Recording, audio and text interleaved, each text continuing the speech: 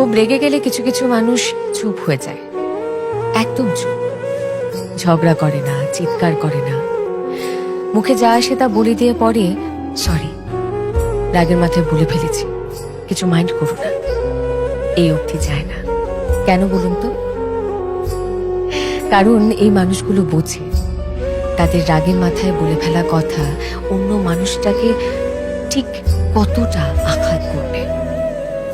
তারা এটাও বোঝে সেই আঘাত বুকে বয়ে নিয়ে বেড়ানোর কষ্টটা কি।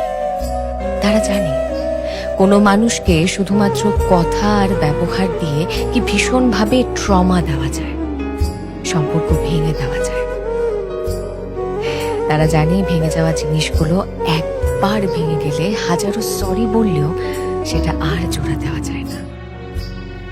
তাই রাগের মাথায় সেন্সিবল থাকা, মানুষটার খারাপ লাগবে সে বিষয়ে ভাবা কিংবা তার প্রতি অনুভূতিশীল হওয়া এতটা সহজ নয়। যারা পারে তারা জানে কি ভীষণ কঠিন এই কাজ।